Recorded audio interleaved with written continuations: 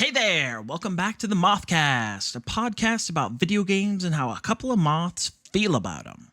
The game for episode 28 is Deltarune Chapter 2, the second installment of Toby Fox's Undertale alternate universe game that is still currently being developed. Again, we have my sister joining us today. You know the deal. Send her love or something. I don't know. Whatever. Equip your Devil's Tail and let's get into the podcast.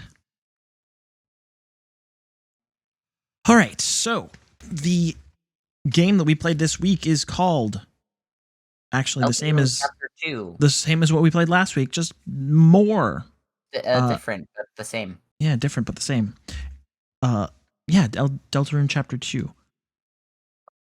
I think the decision to split this up between two chapters was not necessarily because like the game is completely different in between chapter 1 and chapter 2.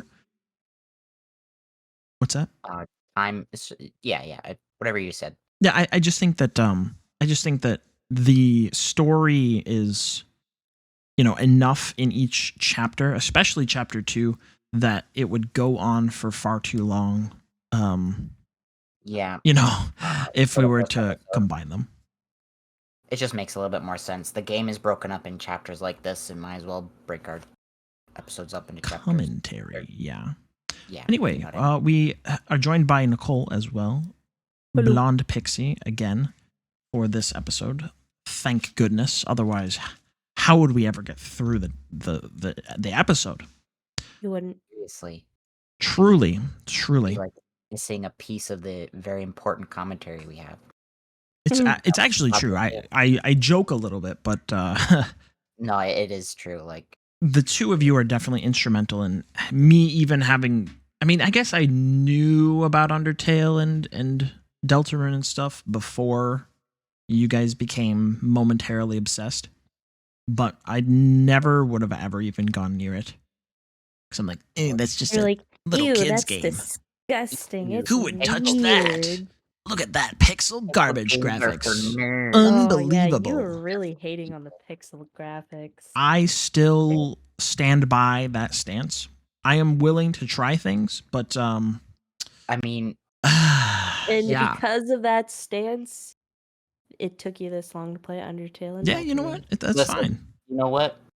He's got a system where it's if the pixel game is pixel game, but it plays good and has good story, it's a good game. Yeah, no, I mean, I've already said this several times. If it looks amazing but plays like garbage, it's a bad game. It's a bad game. We're looking at you, Wonder Boy and the Dragon's Trap. Oh my god. Gotta mention it every episode. Every single episode. Yeah, Nicole, if you ever want to play the worst game of all time, feel free to go and purchase or find it in your Epic Games Store. Wonder Boy and the Dragon's Trap. Just have a great time. It's fantastic. Don't play it. It genuinely appears to be a good game because it looks real good. It does. Anyway, go watch the episode if you don't want to play it, because if I watch the episode, I probably won't want to play it. Exactly. That's usually why you watch the episode. Which is perfectly acceptable. I would watch. That's why I didn't watch the Firewatch episode, because I want to play that. Anyway, Deltarune, yeah. On the whole, before we really get into too much, I think it's pretty much universally agreed that Chapter 2 is significantly better than Chapter 1. But I think it's designed that way. Yeah, of course. As we said in the last episode, that Chapter 1's a good starting point. Yeah, it's definitely an intro, for sure. Yeah, I'm not really too pressed about that, but I do think that this one greatly expands upon everything, basically. To put it lightly. Yeah, I mean, or simply, it sort of brings in more characters into this sort of dark world arc, and not necessarily like more people that you meet, but like more people from the light world into the dark world knowledge. To mention them, it is Noelle and Birdley both get trapped in the dark world with you. And so, it's becoming more, it's becoming clearer, I guess you could say, that it is not a delusion that you and Susie share. It is something that actually exists. Actually exists and is bleeding between worlds. Right. Which is, neat. Which is neat. It's certainly interesting for a game that has, 5 chapters still to come. All of the setup that is coming. I was a little surprised that he brought in other lighteners this early. Yeah. I mean, I guess I guess it depends. I'm gonna just state here, like, please just know this episode, at least most of our episodes, contains spoilers. And so if you have not played Deltarune, please go play at Deltarune and then come back. If you do not want spoilers, because we're going to talk about them right now. But judging by how much we know about Undertale and how, like, you're perfectly well within your ability to kill people in that game, and from what you were saying about the Snowgrave ending that I had no knowledge of, because I didn't really look up anything about Snowgrave, because I was going to just like play it. I was going to do another playthrough, which is fine. I didn't really know too much about it either until, like, what happened with me whenever I played this chapter is, I actually wasn't able to do the secret boss, but I did know, like, I knew how to get to it. So you lived it vicariously through me. Yeah. Because what happened was I had gone to the, like, castle, whatever, the main, Chaos Pandora's castle, whatever the heck. Yeah. And, like, I didn't get all the keys and stuff to open up the digi keys to open up the force field. But I knew that that was probably where it was, because I knew there was going to be a secret boss via the previous chapter. Right. But then I had already gone to the end of the game and saved in like the town. So you couldn't go back. So I couldn't go back. So I looked it up and I saw what you do, and then I told Nicole when she played to make sure she did it. Right. Because you're like, I'm not gonna play this ever again. Although I should. Man. It is. It's strange because I actually did play it like a little bit after, but I don't remember how far I got. I think I got to the city and then I forgot about it. It's strange because this is the game that, like, I kind of wish to play through the second time. All the way through. Or at least just the second chapter so far. I mean, obviously, it's probably going to be more once more comes out, but play through the second chapter again, like, almost right away. Like, I'm that curious about it. As opposed to, like, Undertale, where I was like, I'm just going to go look up what the genocide route entails, because, That's a long playthrough. I mean, ironically, the genocide route is shorter if you can beat the bosses in a reasonable amount of time, but I think my current Undertale file is at Sans right now in genocide. Yeah, it's funny. Don't worry about that. We're talking about Deltarune. I asked about that with my nephew, and he said I was like mentioning stuff that happens after you beat Sans, and he's like, yeah, I haven't I can't get past the first attack. I'm like, I think I could get past, like, got it. The first couple attacks. That's it. That's all. Yeah. I never even. Anyway, no. We're talking about Deltarune. Anyway, we're talking about Deltarune. I guess the first thing that I wanted to sort of bring up is like the characters, Mhm. and the new characters that we meet, and the characters that are sort of central in this story. Before we started recording, you obviously mentioned, Nicole, that you don't really care for Birdley. Not particularly. He's kind of Perfect. annoying. He's a bitch nerd. It's really awkward because Yeah. I kind of like him a lot, Oh. Oof. and it's for I mean, one okay, very specific reason. To be fair, he's a good character. Like, he's an amazing Like, character. He is Mhm. an amazing character in the fact that he's pretty well built as a fictional character As, like- enough that you can hate him. Yeah. He's one of those where he's like a He's a very super hateable hateable. character. Yeah, oh yeah, he's super hateable. But like, he's like annoying and like snide and like He's a Yeah. bitch nerd. yes, yeah he's a bitch nerd. yeah, But no, I agree with you. I don't disagree with you. But the thing is that I didn't really find him all that annoying. More just like a pest whenever he was around. But then like I mean, that's what I would define maybe as annoying. maybe Those are after like words. the second or third him appearing, because it's like, oh, you're like teamed with the enemy. Oh, okay, that's how this is gonna be. But then I was like, oh, he's just like a really insecure asshole. Yeah. And like, I'm like, oh, I see what's happening here. Oh, okay, you're just attracted to power. Okay. And so like, he became less of an annoyance to me and a more of a like, I'm watching you. Squints his eyes Yeah, viciously. like 2 fingers back and forth. yeah Yeah. Like I'm keeping an eye on you, man.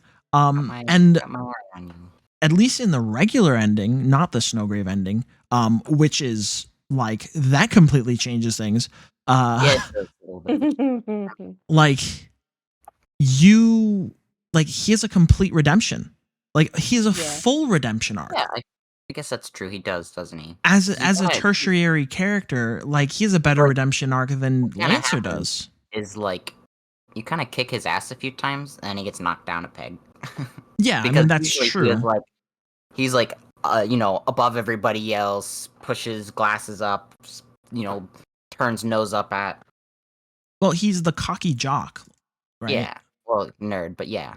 I don't think that he's really a nerd. I mean, maybe. I'm pretty sure Pretty sure he falls on the nerd side. He's just one of the bully nerds. he's Yeah. one of the dickhead ones. Yeah. Yeah. But like when you kick his ass, he realizes that like maybe it's not a good idea to do that. To go against you as the player, right. or sorry, that's too meta. That's You personally. character. But yeah, no, character so is Chris. like, first of all, his whole design is hilarious. The fact that when he's in the dark world, he wears a scouter. That's hilarious. That's funny. Like, when I saw that, I was rolling. Like, the fact that I think he even makes Nerd. a joke about it I think at he some does. point Probably he about the thought he power uses level it. thing. Yeah. At one point, I don't remember where, but I'm sure he does. Probably when you fight him as Noel or with Noel.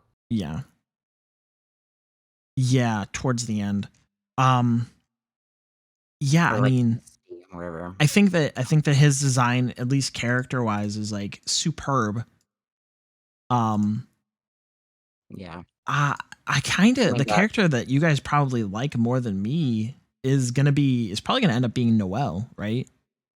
I mean, she's all right. Yeah, She's I mean, she's okay. I kind of found her more annoying than, but also like I don't know, kind of yeah. I mean, fair, I guess. She has a lot more development to come. Yeah, for sure. Yeah. Well, it appears as though that the game is sort of structured around you having 3 party members. That appears to be the limit.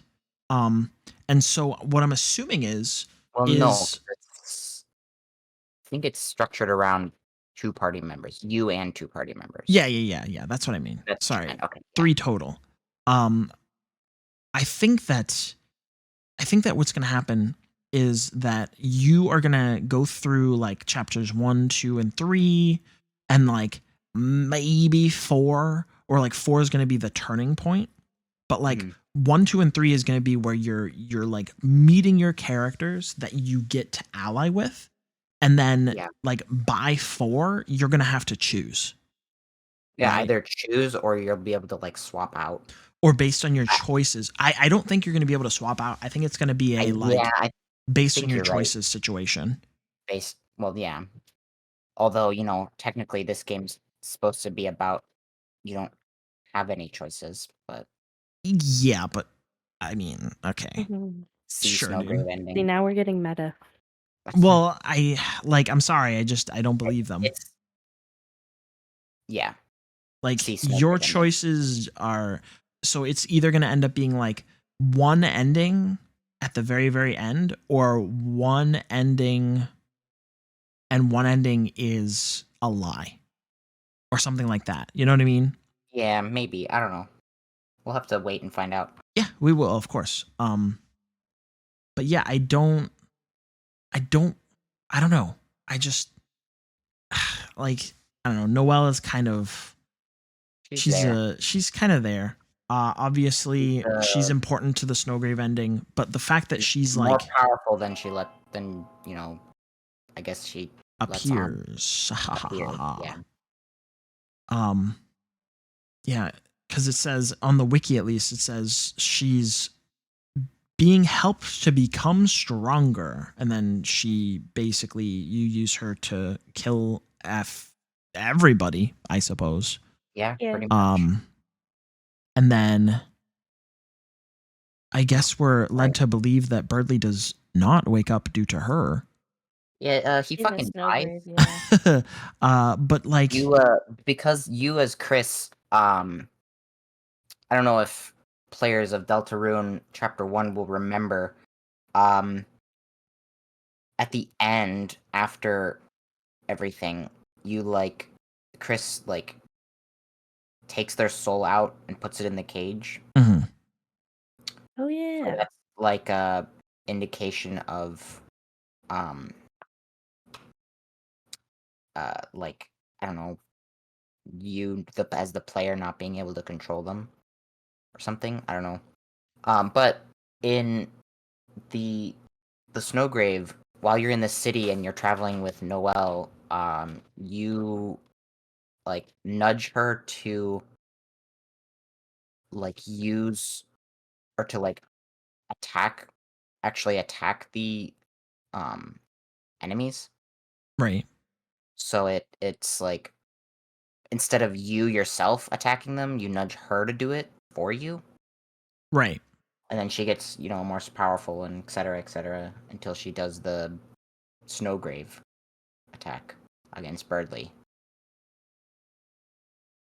Which, of course, then, like, snowballs, pun intended, into at the end where you get the,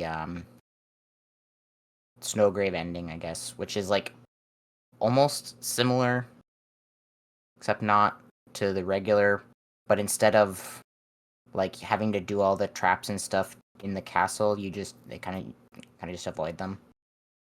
Well, I mean, Undertale genocide. well, I was gonna say Or like the traps all just get turned off at the end. yeah, exactly, because you're killing everybody that sets them up. Yeah, or Yeah. they either don't want to fuck with you because you're killing everybody. Yeah. So and then Mr. Spamton Neo comes out, tries to kick your shit Deal in, with you. Yeah. and dies. Well, I think that's the central difference. Obviously, in the story, Birdley not waking up is very important. We're getting super far ahead of ourselves, but it's fine. Yeah, sorry. No, it's okay. I'm this is fine. The story difference is obviously Birdly not waking up, but the gameplay difference is that Spamton Neo does fight you. He's not an optional boss in the Snowgrave route, if I'm correct. Yeah, you're correct. So I would say like those are two significant differences. Like one, you're forced to fight the difficult boss, whereas in chapter 1, like you can definitely Jevil he's either way. Fully optional.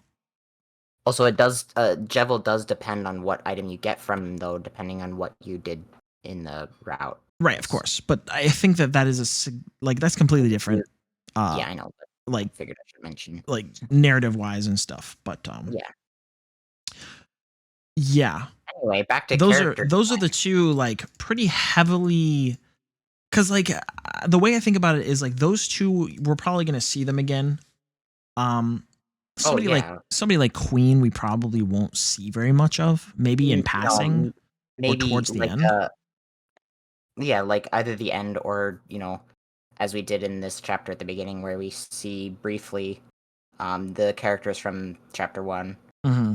Like Chaos King is in like jail, and then Lancer in your pocket, I guess. Yeah, literally in your pocket, and rules card. Like, he like folded up into a card or something, and then he put himself in your pocket. Literally, yep. I'm not joking. I know, I remember. It's funny. It's very, very funny. The thing is, with the different routes, there could be something potential in the future too. Yeah, that's what I was going to bring up as well, is that small changes in large stories, large narratives tend to have ripple effects. Yeah. And so it might appear to be small that like, oh no, Birdly didn't wake up. What a small change. I feel like that's going to have a lasting impact on characters going down the line. They'll act completely different than they will. If you talk to Noel's dad and do that whole interaction after the fact, there is like a ripple effect there already, where Noel is like completely different acting. Like that's true. She does act more like probably sad. Or sad, reserved, whatever. And like scared of Chris. Yeah. For obvious reasons. So yeah, that's already a effect there. Excuse me. Yeah.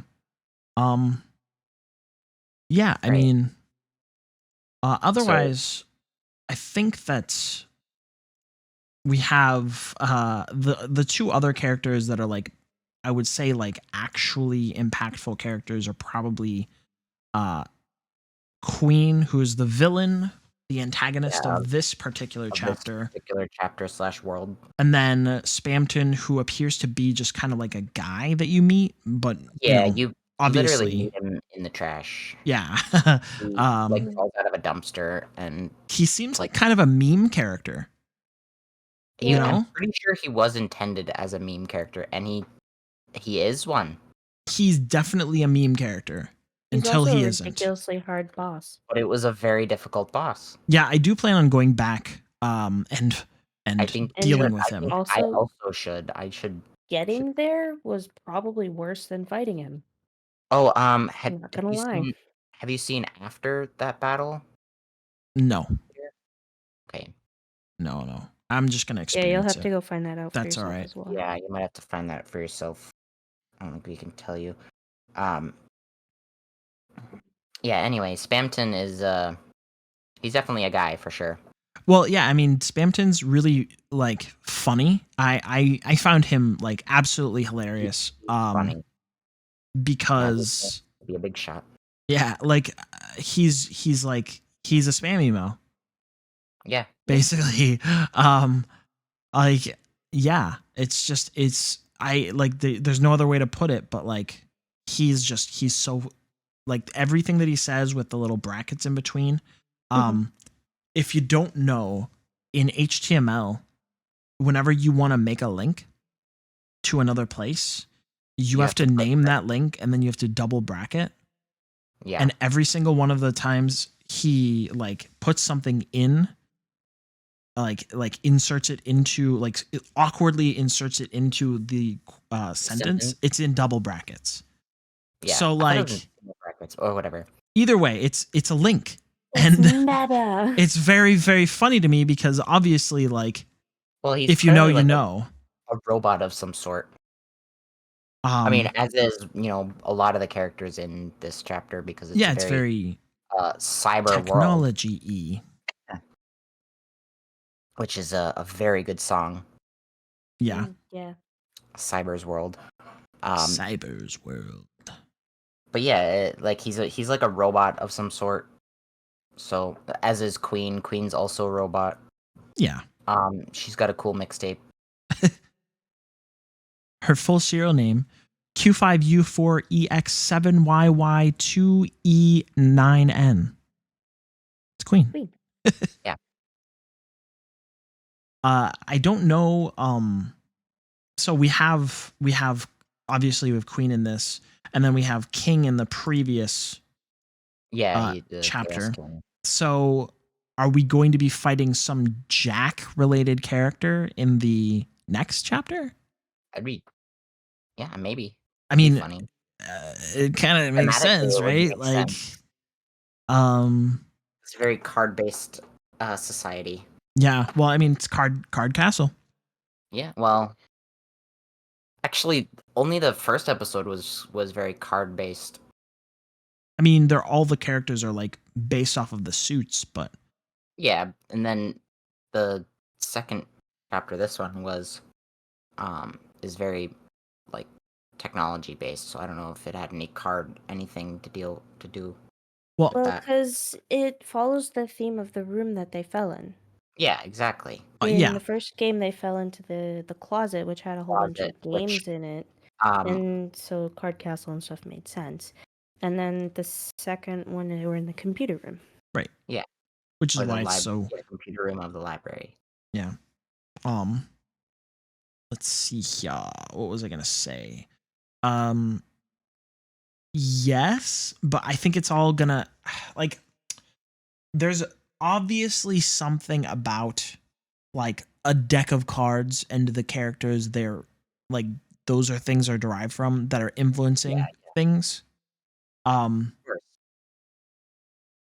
don't know what it would be other than like the face cards. Like I don't know. I have no idea. Like this is one thing where I'm like it's he's a dang old mystery. Like what could it possibly what could Queen like the queen on the cards mean to a room full of computers connected to the internet? Because like all the characters that you meet other than Queen are like, oh yeah, that makes sense. Oh yeah, that makes sense. Spamton's a spam email, and then like the three robots are making like MP3s. They're like MP3s. Yeah. They like boombox, and there's literally like three of them, and it's like MP3. Get it? There's three of them. Ha ha ha ha ha ha. And yeah, so there's like all these. It's all very like computer-y, like computer parts all around, like you said. But I don't know why, other than trying to fit her in with King being her like ex-lover, I guess. But they don't mention that, do they? Well, I mean, there is a point like at the very, very end where you go back. If you go back and talk to King, there is some flavor in the text, jail. I don't know if it was like ex-lover. Well, so what it is he is in the jail, and you talk to him again, and then Queen like comes up and is like, "Hey, what's up?" And then he's like, "Hey, make sure you take care of my son, Lancer." And she's like, "Oh yes, he's very well taken care of. My son." Ha ha ha ha. And then she leaves. And I'm like, I mean, I figure that's just like, is she repeating him, or just assuming the taken care of role because like just personality wise? Yeah, I don't know. I have no idea. Obviously, I don't know either, but whatever. The way he says her relationship with Lancer is son, unclear if biological. Okay. I would assume Lancer and the king are biological because they look exactly the same. Yeah. Mother/girl dad. That's funny. I forgot about that. Yeah, everybody needs a girl dad. That'll be me. Yeah, no, I mean, like if we're talking about best characters in chapter 2, like it's so very clearly obviously Queen that if you try to argue something else, you're just wrong. You're just wrong. Like and she's I love the so whole time funny. where she's like, "Oh, I'm obviously the bad guy, and you obviously are the good guys, and we're obviously supposed to go against each other." Until the very end, where you're like, "I just want to close this portal." And she's like, and she's like, "That's it? Oh. Oh, well, okay." All right, we'll go for it then. And you're like, really? I mean, it's a little bit more complicated than that, but I understand. Yeah. No, like after you do the whole like punch out sequence, and then the battle, you enjoyed the punch out. I was like literally one attack from losing, and then I won. It was very hard. It was very different. Like, I'm pretty sure Noel explains the situation, or like Rouse does. And Rouse does. He's like, and she's like, "Oh, that's awkward." Really? That's kind of awkward. All right, well, here you go. I guess you have to close it. It's like, oh yeah, I guess go for it. All right, yeah. Yeah. It's kind of funny, but All right, so as somebody who definitely, despite playing it the most recently, doesn't remember a lot of the music, which song's your favorite? Cyber's. Wow.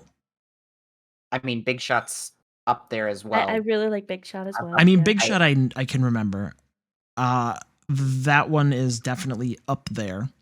I don't know how you could forget A Cyber's World because it was so impactful at the beginning. I probably would hear literally the fact that when you drop into the chapter into the Dark World, it like starts playing quietly as you are walking, and then right as you like enter into the pan shot of the outside the city, it hits the drop, and it's so perfectly timed.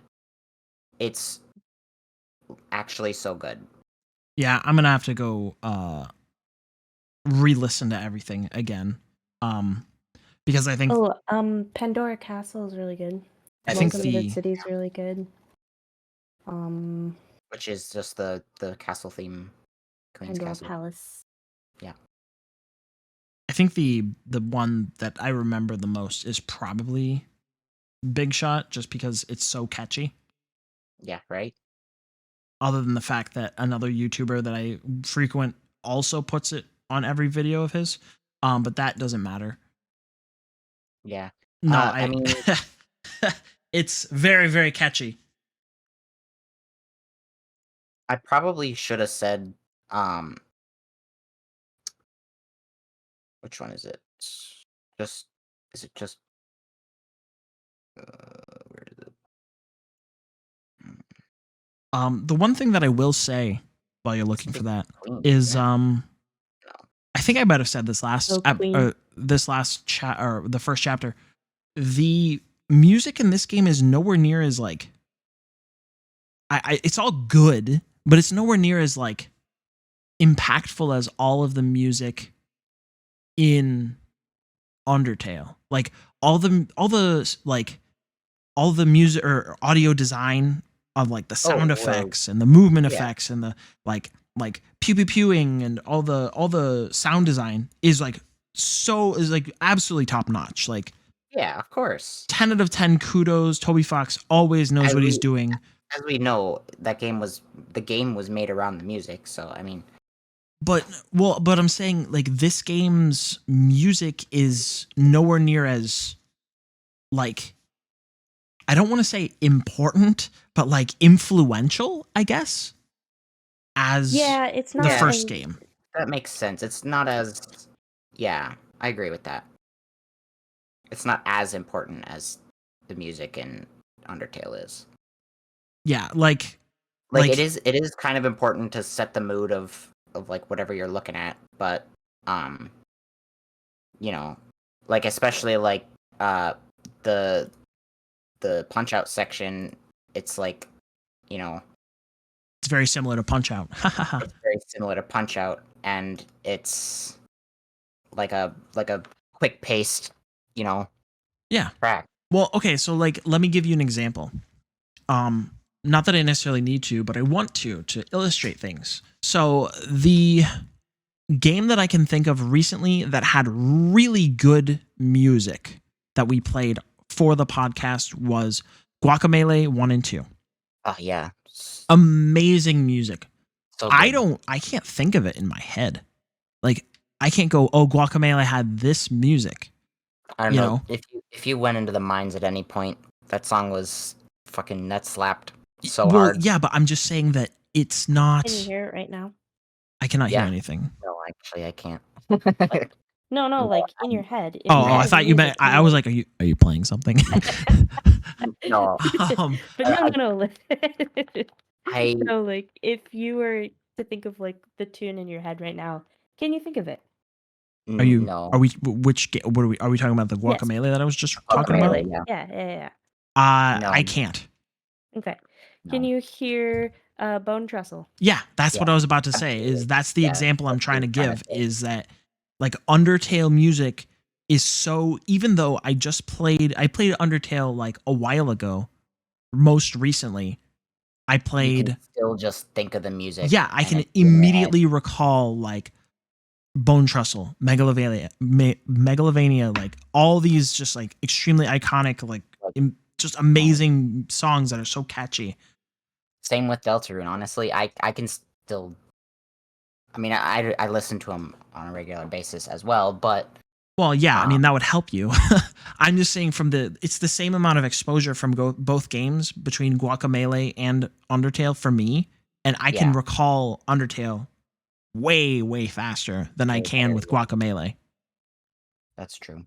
That's my personal like anecdote I will give you. I'm sure other people might say yes or no or whatever, but I think that like I'm not trying to downplay anything that is in Deltarune because I remember, listening and having the feeling of like, wow, this is really great music.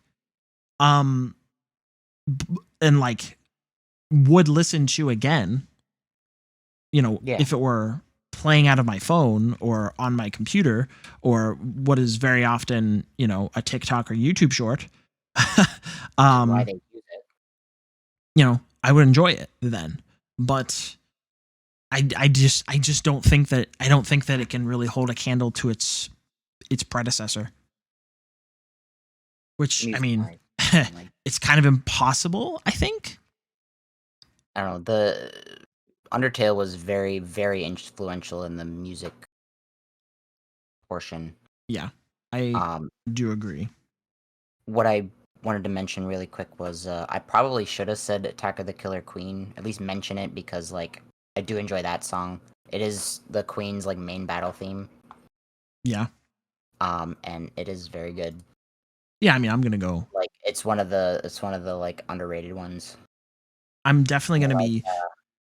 I will make sure to add both Undertale and Deltarune 1 and 2 chapters to my list of music to listen to because I will be going through my Apple Music very soon and just like adding things so that I can actually like listen to more varieties of music other than like 5 bands that are on there. But that is a story for another day. I think the like MP3 guys, the sound studio guys are their beat is kind of neat. Oh, it's definitely I think that one was up there for me. I have a question. How would you compare Chapter 2's music to Chapter 1? I think it's better. I really liked. I have to agree. I really liked. Like, okay, there wasn't very much in Chapter 1. Like the Field of Hopes and Dreams, I think was the hugest notable, like very, very good song. Yeah, I mean that one hits you right out the gate too, like Cyber World. But I think like, that I once you go liked through that big door, you come in and you get slapped by his Field of Hopes and Dreams, and you're like, whoa. I really do wish that he would have kept up with the showing Of the like OST title on the screen every time something Yeah. new comes up. Like even if it's literally like even if it's like, oh, it's playing Long Elevator, you know, like tell us this. We want to know. No, you know? no, you have to go find out for yourself. No, please, like Fun of it. Like, Oh, no, just like show No. me, so that whenever I go and look in the the wiki or whatever, and it's like, oh, this was unused. Oh, I'm definitely listening to that. Like I want to know, but I don't know what this is every time I click on something new, except for like the Field of Hopes and Dreams. You're supposed to recognize it. Well, obviously, I'm just saying. I'm saying, like, what do I search for? I don't know. I mean, a song that plays when you might fight Sans. Yeah, obviously, but listen. Song that might play when you fight Yeah, Sans. might play. Is that a real thing? Does Sans have an alternate song? No. Yes, it does. That'd be pretty funny. But no. It was unused. Yeah, of course. But yeah, like, how do you replace Megalovania? I mean, come on. Well, it wouldn't have been a replacement. I think it would have been like in the non-genocide. It was like you're gonna fight Sans like briefly. Oh, okay, and then it goes away because you don't actually fight him. Yeah, it got cut. I think that whole like idea was scrapped. That's okay. Anyway, but like, yeah, when you search for the music, you'd be like, song that played when I was fighting Queen. Yeah. It would come up with like. Listen, I understand other people will do the work, but I thought that was a nice touch. It was, yeah. So when you make your video game, I'll show people what the songs are. Yeah, if I was a conductor, maybe that would matter.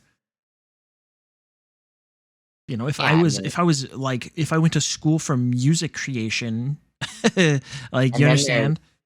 And then there's like games like Omori where it's like, where he just names the tracks like something wild, and then you've no idea where this song goes in the game. This song is called Murder. Like, what theme is this? Whose theme is this? Where did this come from in the game? And then the only thing I really truly recognize is because he doesn't vague area of where these tracks are. He doesn't like put like parentheses of where. Oh, this is the forest track. What the game or what the track was from, Or, oh, this is the battle track for the forest. Oh, this is the battle track for the moon. This song is called Wait, Stop, Go Back. And it's actually the main battle theme of one of the bosses. Okay, great, thanks. Perfect. Honestly, I would do that. I would name my the song being like that. called Space Boyfriend. Like, come on. I'm sorry, this isn't a Omori. Maybe one day. No, not on this, because it takes a little longer than 20 hours to. That's okay. Yeah. Wait until next year. Anyway, okay, so obviously we can't really judge too much, as we said in the last chapter. We can't really make any huge sweeping judgments about the story or anything regarding it, because we only have one slice of the pie. However, this is a second slice of pie. So, what do you guys think of the first non-introductory chapter? What did we give the first chapter? It was like a 9, right? Yeah, I think so. A 9 for being a very good introductory chapter. I mean, and then we just said Deltarune, this chapter was better than that chapter, so. Well, yeah, but we have to judge it for being like a non-introductory chapter. Non-introductory, okay. Because how long does it take to beat? I think the first chapter takes like an hour and a half to 2 hours, and the second chapter takes like 3 or 4. So yeah, that makes sense. I mean, like, so, would it give me like, I don't want to go through and break it all down. a first introductory or non-introductory chapter, at least an 8. Yeah, I was thinking an 8. Because it like obviously doesn't have to introduce characters very often because technically you do meet Birdley and Noel in the first chapter. Right. So it's like that was your intros. Then it's like in this chapter you just get a little bit more. They just throw you in. Right. So yeah, Yeah. like an 8. I would agree with that assessment. 8 is accurate. I suppose very briefly we can go through in keeping with what I said in the previous chapter, while Chris is the protagonist, this story doesn't appear to be about him. It's much more about Susie. Yeah, she has significantly more development than Chris does. Pulls her hair back. Yeah. You know how much development she has when she pulls her hair back. Well, it's really funny because while my nephew has played this game through several times, for some reason he just completely refused to acknowledge that like Susie and Noelle were like mutual love interests with each other. Yeah. And I'm like, what do you mean? They're each other's crush. They literally go on a date. They literally go on a date, and the song is called Ferris Wheel. Like, they're on a Ferris wheel. They're on a Ferris wheel on a date. Like, yeah, come on. I don't know how you could possibly not see. You know what? That he's a Chris and Susie shipper. Gross. He says, no, Chris and Susie, they obviously should be together. When no, they're just really good friends. I mean, clearly a Chris and a knife, but no, Chris and Moss. Excuse me, Chris and who? You fool. Chris and who? Moss. Yeah, Moss. Moss. Oh yeah. Oh my god. Oh my god. He went hard on that Moss. That Moss just was completely eaten. Just perish. You forgot about that. I forgot about that entirely. Yeah, that's at the end of the first chapter. I can't believe it. It's so good. It's such a good. Fucking.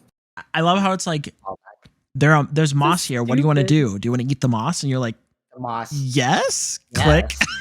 And then like it asks you, do you want to eat more moss? It's like, oh, and then his face is like covered in green stuff, and you're like, oh, he ate it. He actually did it. That moss, dude. He fucking chomped it. Oh, like a dang burger. Good.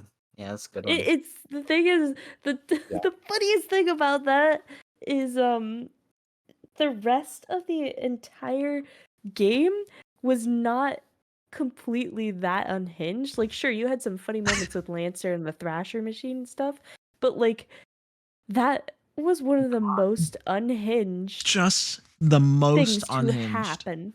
Like, oh, do you want to eat the moss in the room? Why would you put that there?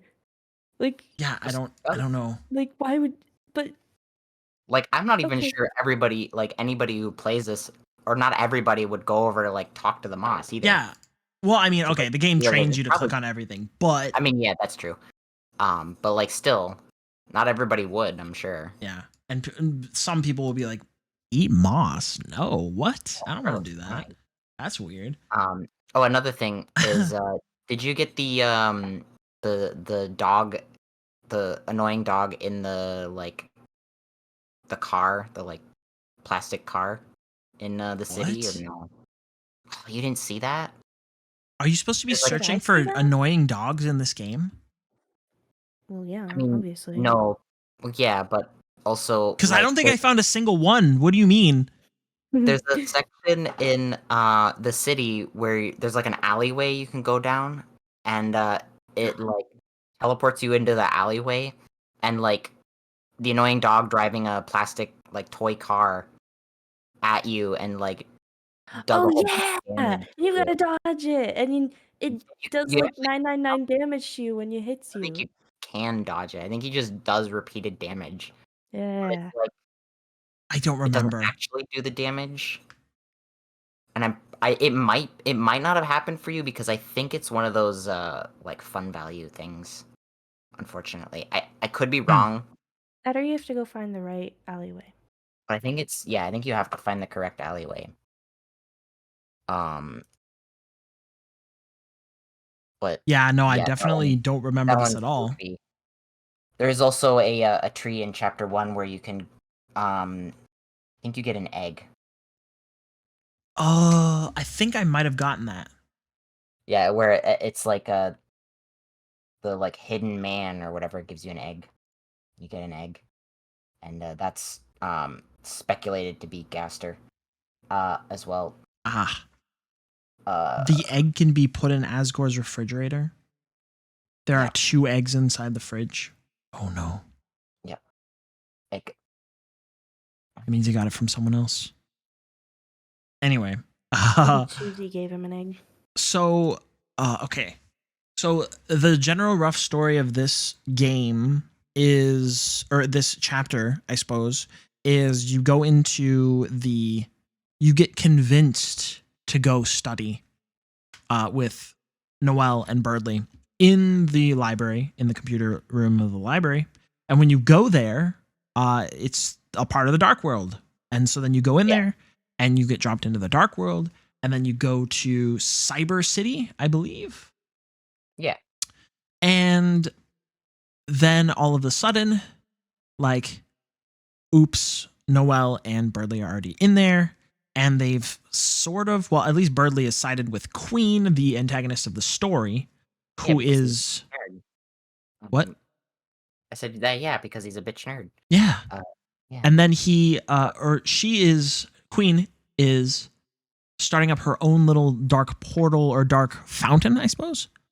Yeah, I think it's a fountain. Which is threatening the stability of the world, as we have discussed in the first chapter. Because everything needs to be in balance. And that's fine. And so you're like, oh, I've got to, she's like, yes, I'm the villain and you have to defeat me in hilarious fashion. And Birdley's like, yeah, I'm like the big bad.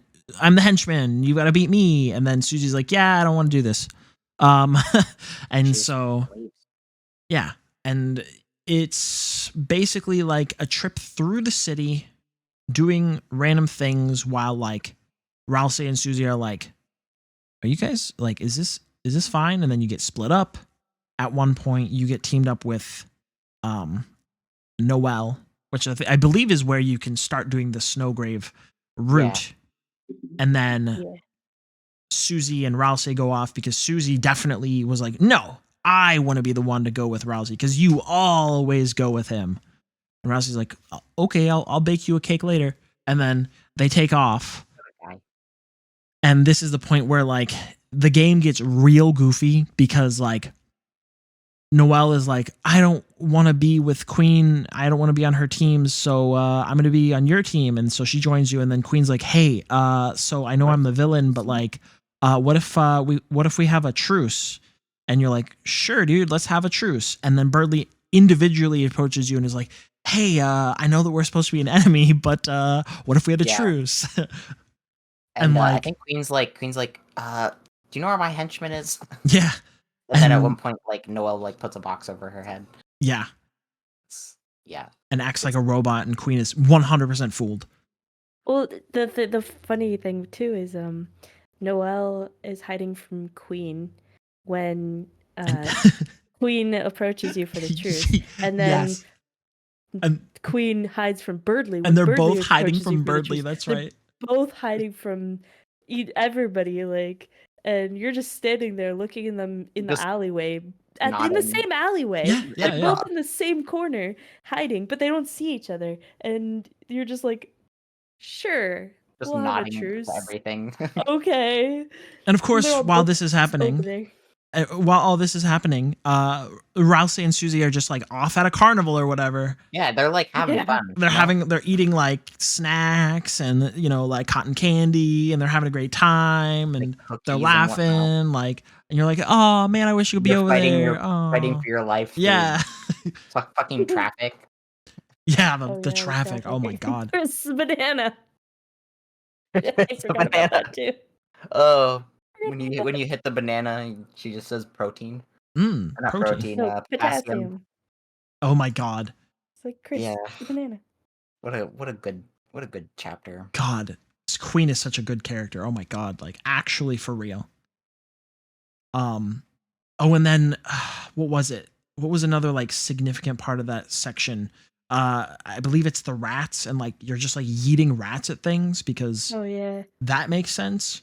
And then Noelle gets over her like rat fears. You're yeeting them at her. Yeah, because Oh, you're yeeting yeah. them at her. But then there's the section where like The rats, the rat puzzles. I completely forgot about the rat puzzles. where they My throw the timed rat puzzle at you at the same time that Birdley is talking about something like emotional Yeah. important that like I didn't read because I was doing the puzzle.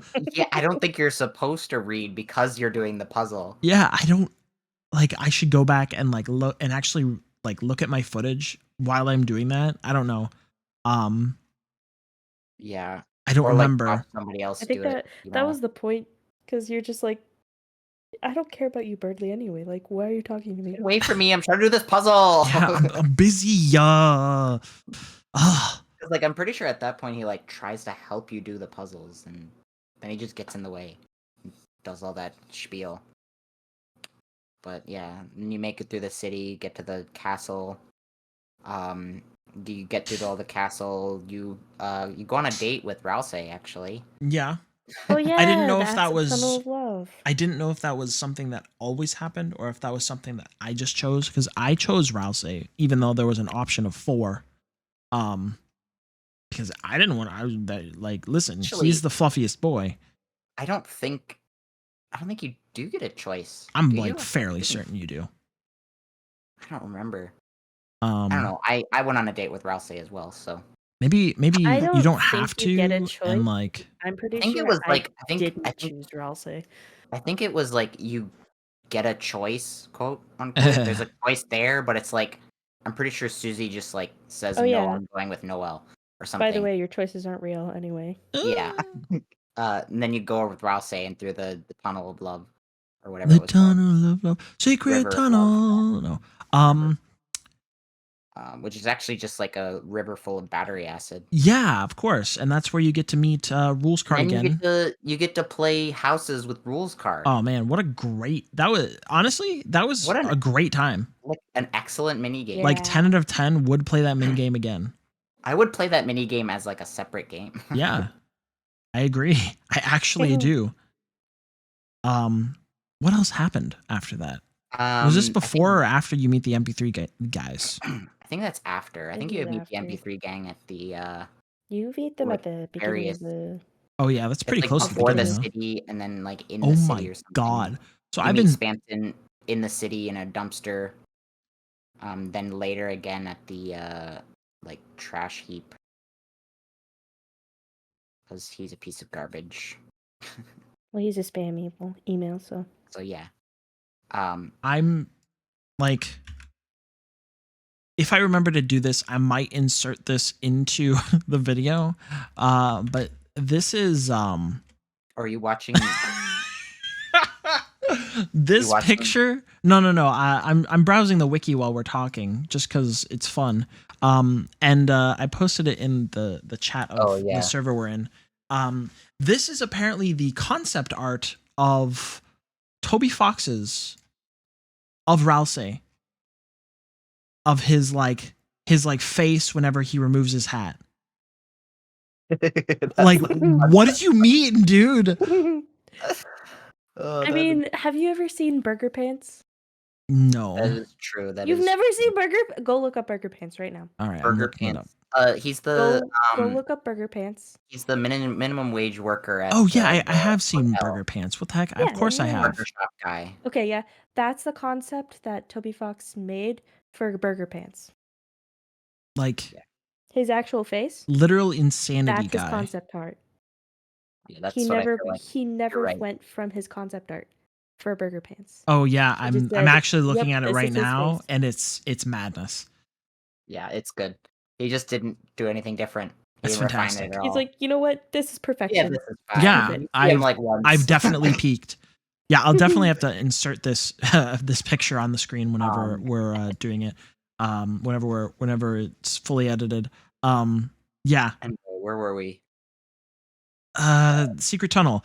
I think that's like while you're Yeah, in what the happens final right castle, after, I believe. it's like then you move over to the scene of Noelle and Yeah, because it's parallel Susie. to Noelle and Susie's date because they realize that Susie They haven't realizes that she talked together. actually has feelings for Noelle, and like they go out on a date, and then it's all good, and then you both meet up eventually to fight Queen, but like Susie's nowhere to be found. Oh no. And so it's like just you two, and then Susie shows up at the last second, and then she's like, aha, yes. Because I'm pretty sure Power it's Ranger moment.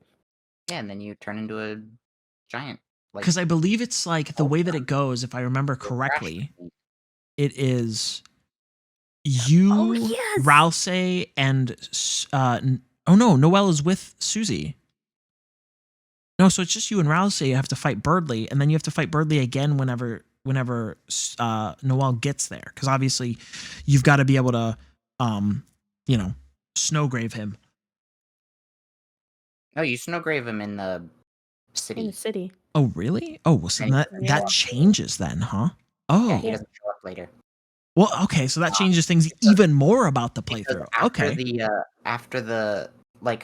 after you get out of the city in front of the castle, Queen dumps Birdley basically. Yeah. And Birdley's like, okay, well, I guess I'll, not be an asshole Guess anymore. I'll leave.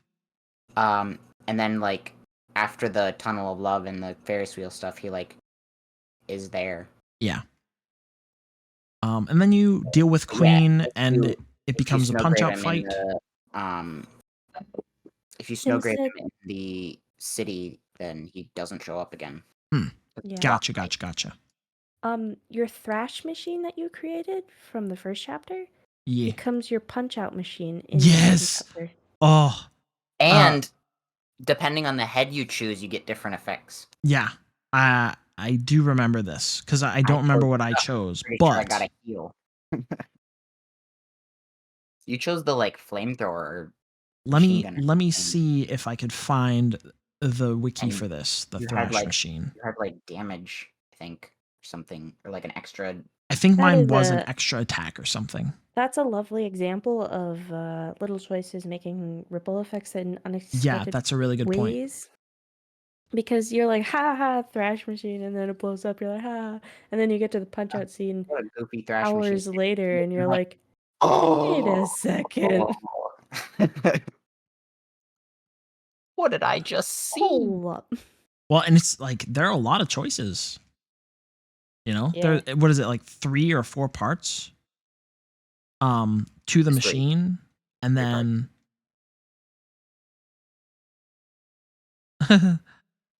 yeah. And then it changes things. I don't know. The punch out was fun. I was so bad at it. Yeah, me too. I would never have survived the punch out era. The actual punch out era? The actual punch out era. I never would have survived. I wouldn't have played that game. Yeah, I definitely did, and I was bad at it. Like really, really bad at it. That's okay.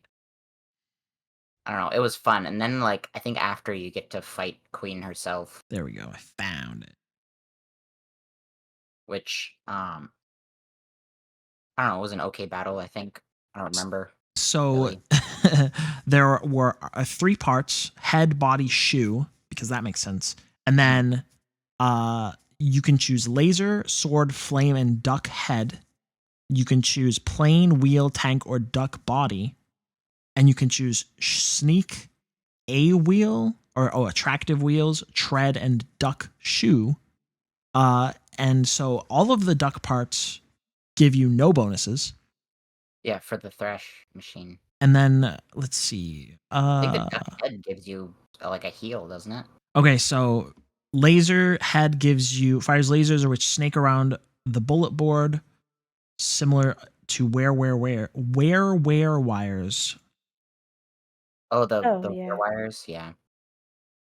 That was an enemy. Yeah. Way back at the beginning, they had the plugs over their faces. So I guess the head only changes what your attacks look like. Okay.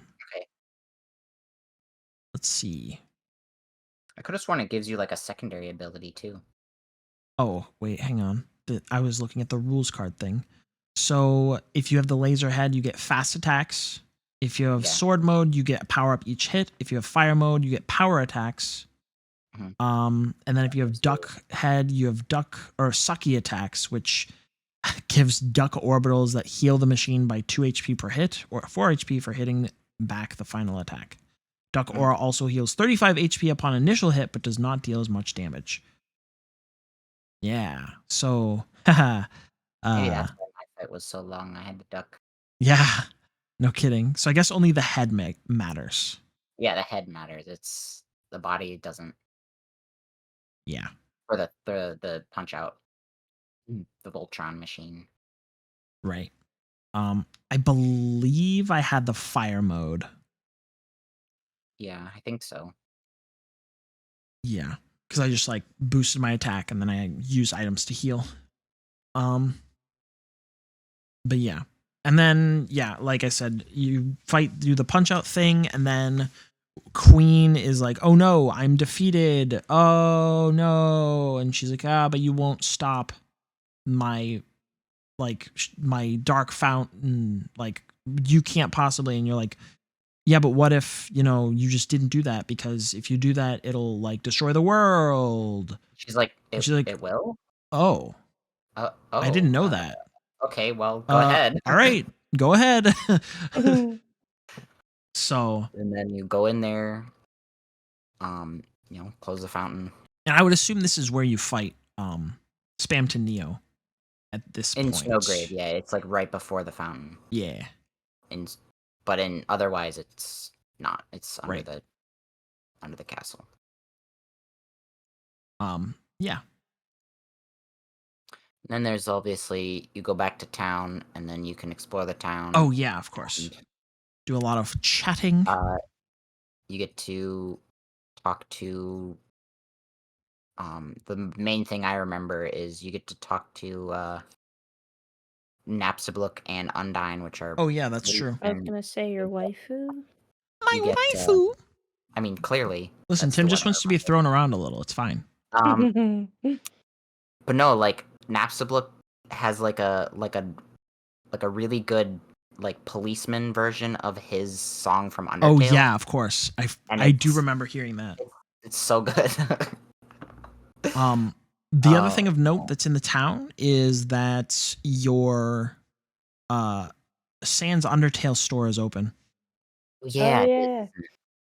Like a grocery. Yeah, he's like, oh yeah, I'm the janitor. And you're like, okay, so how do I buy things? Oh, you need to talk to the cashier. Oh, well, who's the cashier? Oh, we don't have one. Fuck you, Sans. God damn it. Why are you like this? He's just a funny, goofy guy, okay? Just a silly guy. He's a silly boy. Ha ha ha ha. And so the last thing, the final thing in the story of this chapter is Susie comes back to your house with you and, makes a pie with Toriel. Yeah, she's taught like, oh, you're going to learn how to make a pie with me, Toriel says. And she's like, you're going to teach me how to make a pie? What? You can make a pie. And then while that's happening, Chris goes to wash his hands, washes his hands, and then takes his heart out, puts it under the sink, jumps out the window, does something, comes back, puts his heart back in, and then goes out to like help make the pie or whatever. Yeah, that's at which point the pie is almost done, and then they sit down and watch TV and immediately fall asleep. You get a little cutscene. Yeah, you get a little cutscene that Toriel's like, oh my god.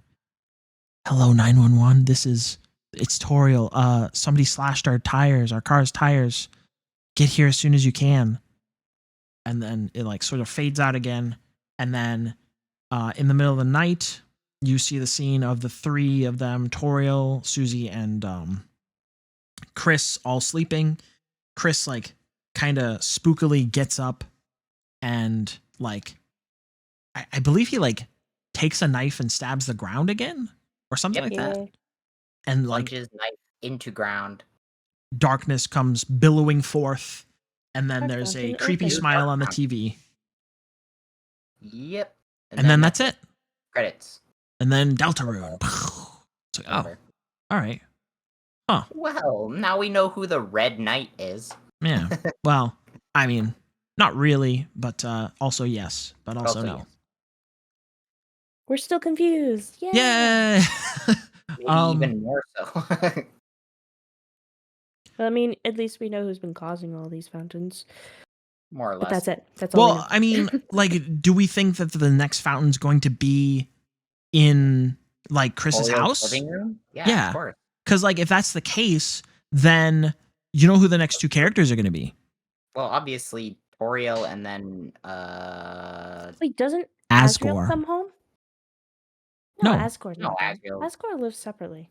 He lives Divorced. Yeah, in his but flower shop. listen, okay. But yeah, It's very obvious that Asgore still has feelings for Toriel. That's abundantly clear if you go back and talk to him in the first chapter. I mean, yeah. Okay, so that is one thing. And so if he hears that, like, oh no, somebody is like attacking his family, you don't think that he's going to go there immediately? I mean, yeah. Like, think about it. No, you're right.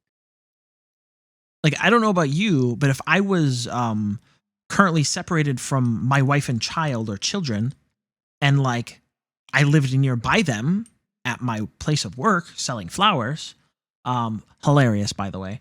Yeah. I mean, yeah, And I heard in the middle of the night that my home that I don't live in was attacked by some shadowy figure. You bet your ass I'd be over there in a minute.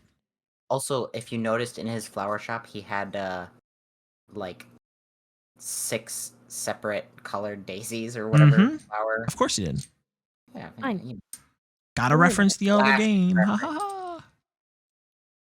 And they just happen to be corresponding to the colors of the souls. Of course. Yeah, don't worry about it. Don't worry about it.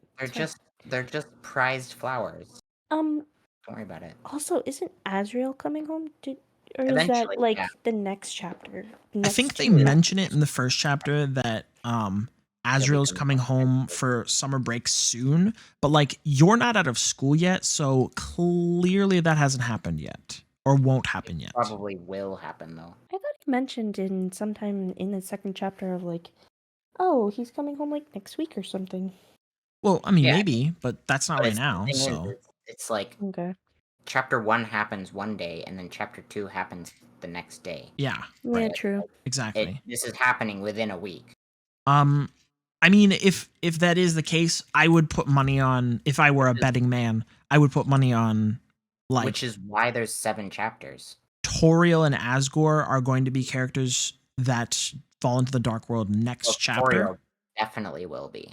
And then, or it'll be Toriel and Undyne, and then you get Toriel as a character in your party. Yeah. For some reason. And she becomes like the other healer or something, similar to the way that what's her name? Noelle. Noelle. I always forget her name. God.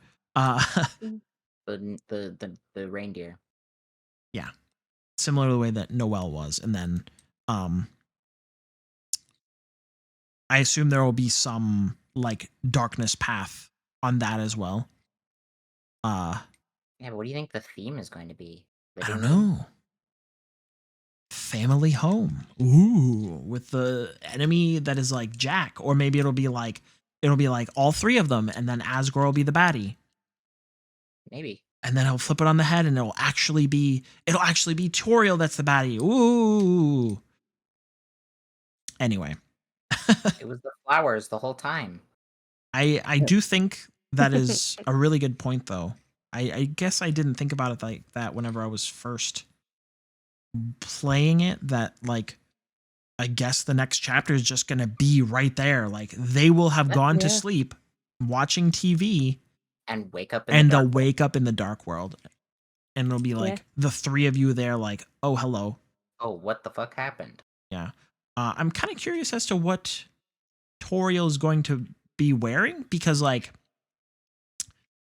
I'm pretty sure she's wearing like normal Toriel things. Yeah, she's wearing like her regular, like, I guess school teacher outfit, because she teaches the like younger kids. Right. I don't know.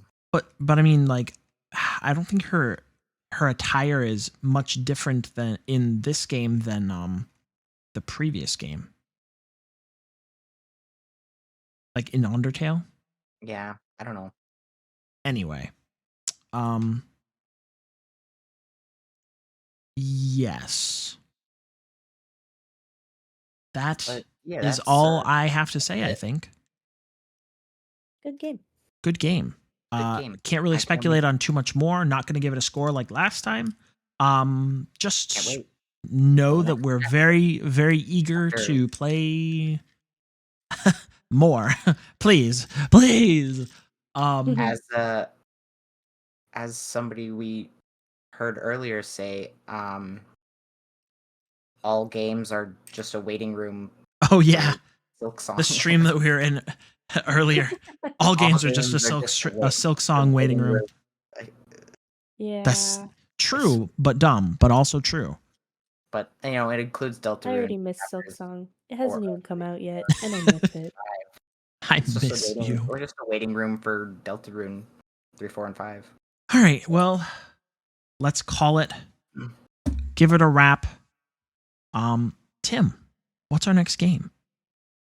Our next game is I believe it's Balatro. I think it's Balatro. Yeah. So yes. Balatro is definitely not a game that we have been playing for before and after the podcast that we are going to release. It has not taken over our lives at all. Some of us. It's a great card game that we will tell you a lot about next week. Yeah, and we have a special guest as well. Yeah, we have a special guest lined up. What? Yeah. Maybe you'll actually listen to this episode. Anyway, thank you so much for listening. I believe that is all, correct? Yes or no?